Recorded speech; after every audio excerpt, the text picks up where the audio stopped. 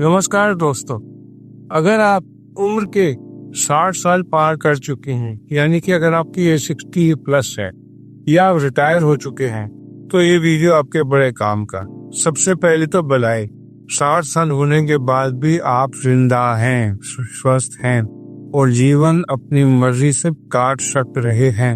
ऐसी खुश नसीबी सबको नहीं मिलती।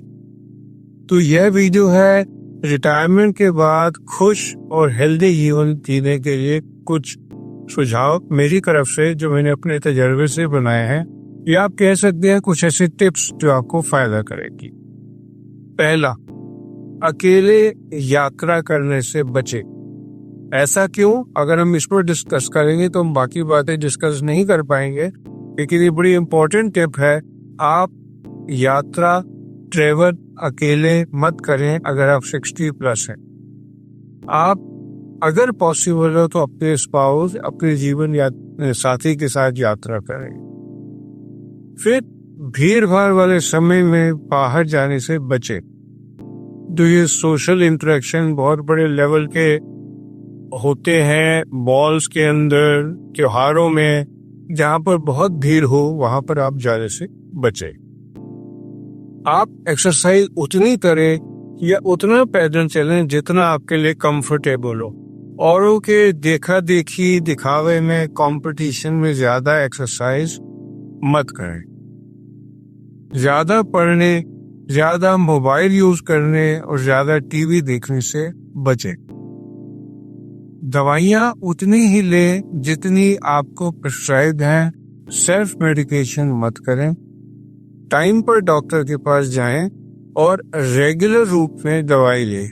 आजकल के इस माहौल में, मिलावट के टाइम में, जब खाना भी दूषित मिल रहा है, पानी भी ठीक नहीं आ रहा, स्ट्रेसफुल जीवन है, एयर भी पॉल्यूटेड है, एयर क्वालिटी इंडेक्स भी बहुत हाई है, तो कोई बड़ी बात नहीं आप डायबिटिक हो या हाई ब्लड प्रेशर हो या आपको हार्ट की प्रॉब्लम रही हो, तो अपना रेगुलर चेकअप जरूर कराते रहिए और रेगुलर दवाइयां लेते रहिए। रिटायरमेंट के बाद आपको कॉर्पोरेट सम मिला होगा, जो आपको जॉब के बाद ग्रेचुटी के फॉर्म में या वैसे मिला होगा, तो उसको इन्वेस्ट करने में ये सोचते हुए कि आपने अपने जवानी में इन्वेस्ट तरीके से नहीं किया, कमाने के अंदर से ना करें, उसको सेव करने की आदत से करें और रिटायरमेंट के बाद प्रॉपर्टी के लेन देन से बचें।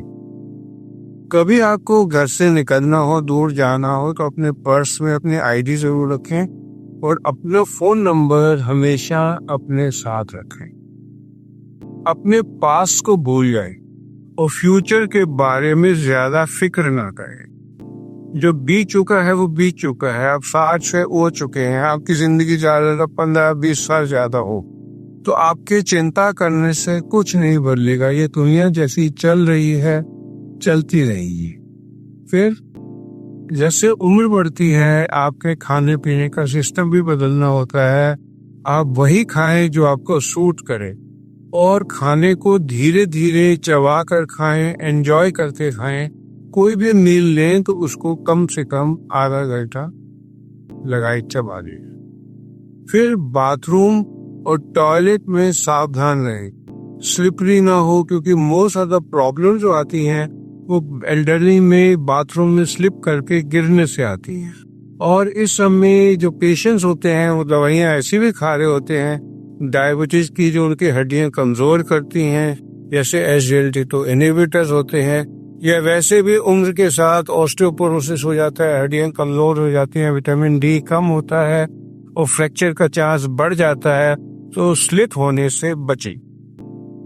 फिर सिगरेट पीना, शराब पीना, ये सब सेहत के लिए हानिकारक है।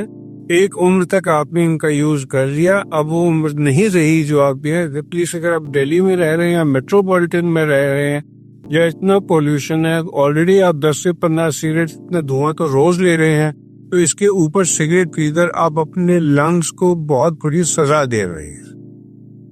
और जब भी आप लोगों में, अपने सर्कल में बैठे, अपनी उपलब्धियों के बारे में डींगे न मारें कि भाई मैंने तो ये किया, क्योंकि हर इंसान ने जीवन में बहुत कुछ किया है और जो ज्यादा अपनी उपलब्धियां दिखाने की कोशिश करता है वो कई बार उपहास का पात्र बन जाए।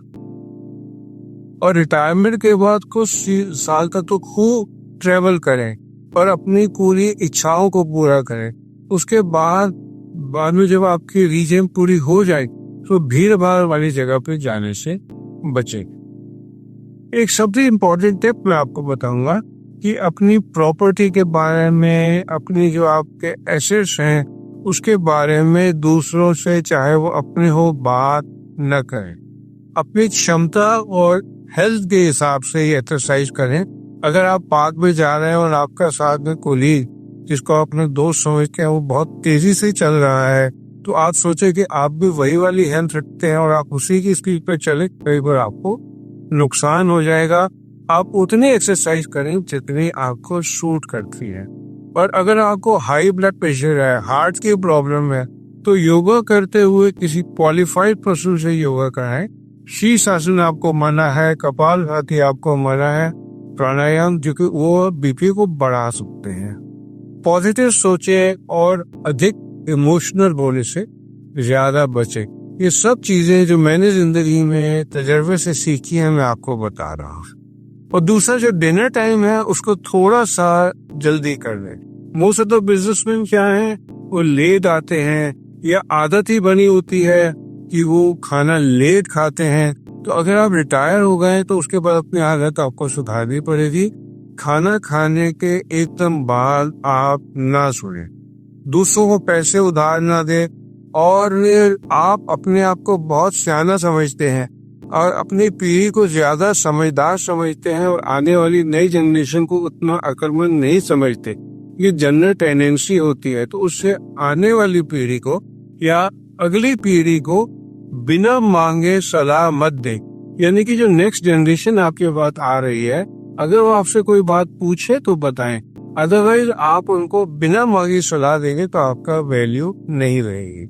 फिर आप रिटायर हो चुके हैं, आपके पास बहुत टाइम है, तो आप सोचेंगे कि सभी आपकी तरह खाली हैं, तो गलत सोच रहे हैं। दूसरे के समय का सम्मान करें। अगर आपको जरूरत नहीं है तो रिटायरमेंट के बाद जो आपके पुराने एसेट हैं उन्हीं को यूज करते हुए आप जिंदगी जिए। ज्यादा पैसे कमाने की कोशिश ना करें। रात को अच्छी नींद लेने के लिए दिन में सोने से बचे। और जब भी कोई काम आप बोले किसी को, अपनी खुद की जगह रखें और दूसरे की प्राइवेसी को रिस्पेक्ट करें। अगर आपने अपनी विल नहीं बनाई, वसीयत नहीं बनाई, तो आप वसीयत जरूर बनाएं। एक अच्छे एडवोकेट से बनाएं, उसकी पूरी फीस दें, और उसके बाद अपने जीवन साथी की सलाह लेने के बाद, अपनी विल बनाने के बाद, ये आप एक रिलैक्स लाइफ जी सकते हैं। और विल में जो लिखे, जिन जिन के नाम पे लिखा है, उन सबको बता के बनाएं। अपने रिटायरमेंट की बचत जब तक आप हैं अपनी अगली पीढ़ी को देने से बचे। सीनियर सिटीजन ग्रुप में जरूर ज्वाइन करें। आप हर पार्क में सीनियर सिटीजन ग्रुप होता है, लेकिन वहाँ आपसी पॉलिटिक्स से, ईगो प्रॉब्लम से और झगड़ों से बचें। अगर रात को आपको नींद नहीं आ रही तो दूसरों को परेशान ना करें। और आसपास जब आप पार्क में घूम रहे हैं तो दूसरी लोग के पेड़ों से फूल ना तोड़ें। उसके कई नुकसान होते हैं जिस पर मैं अभी बात नहीं करना चाहूंगा। और कबूतरों को जाकर दाना मत दें, उसके अपने नुकसान होते हैं। इंटरस्टिशियल लंग्स की हाइपरसेंसिटिव निमोनियाज होते हैं, और जिनको लोगों को पता नहीं, वो सोचते हैं कि कबूतर को दाना देने से उनको उनका काम मिलेगा, लेकिन जनरली उसके बाद लंग्स में एलर्जीज आ जाती है। फिर राजनीति पर चर्चा करने से बचें।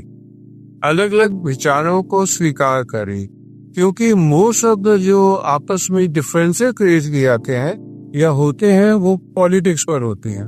जिसने जिस तरीके से सोच लिया, उसकी सोच बदलना संभव नहीं होता। इसलिए जो आप सोचते हैं अपने तक रखें और दूसरों की बात सुन ले और समझ ले कि वो कैसा सोचते हैं, और बेशक अपने विचार उन पर लादने के लिए कोई एनर्जी यूज न करें, आप ही अनपॉपुलर होंगे। यह मैं अपने पर्सनल एक्सपीरियंस से बता रहा हूँ। फिर आप अपनी हेल्थ के बारे में जब भी किसी सीनियर सिटीजन के ग्रुप में बैठे, शिकायत ना करें, मेरी तबीयत तो बहुत खराब है, चला नहीं जाता, नींद सीख नहीं आई, शुगर बढ़ गई, छाती में दर्द हुआ, डॉक्टर के पास गए और डॉक्टर्स को डिस्कस करें, ऐसी चीज ना करें। और अपने स्पाउस से, अपने जीवन साथी से झगड़ा करने से बचें, क्योंकि वही आपका मुख्य सहारा है। एक उम्र ऐसी आ गई है जब आपके बच्चे साथ नहीं देंगे। अगर आप खुशकिस्मत हैं कि आपका जीवन साथी अभी आपके साथ है, तो उसके साथ अब आप कॉम्प्रोमाइज कर रहे हैं। क्योंकि मैंने नोट किया है कि आफ्टर सर्टेन एज, जो most of the husband and wife है, उनके झगड़े उम्र के साथ एक एज के बाद बढ़ जाते हैं, कम नहीं आते। और आप सोशल ग्रुप्स में जाएं, आप स्पिरिचुअल सेंक्शन में जाएं, जो ग्रुप्स होते हैं, मैं अब नाम नहीं दूंगा, लेकिन अंधभक्त ना बने। अपनी ओरिजिनल थिंग्स हमेशा अपने दिमाग में रखें, जिस तरीके से आप सोचते हैं। हमेशा स्माइलिंग रहें, टेंशन फ्री जीवन जिए। सुबह उठकर भगवान, जिसको भी आप मानते हैं, उसको शुक्र करें कि आपने एक दिन मुझे जीने के लिए और दिया। मेरे अपने विचार में ये सभी टिप्स बहुत उपयोगी हैं। आप इनको पढ़ें, समझें और फॉलो करें। आप इस वीडियो को पॉज करके, रिवाइंड करके इसको एक बार फिर देख लें, पॉइंट नोट कर लें, और अगर आप ये फॉलो करेंगे तो मुझे लगता है कि आपका खाने वाला जीवन जितना बचा है वो ज्यादा सुख से कटेगा। आप सबका मेरे साथ जुड़ने के लिए धन्यवाद।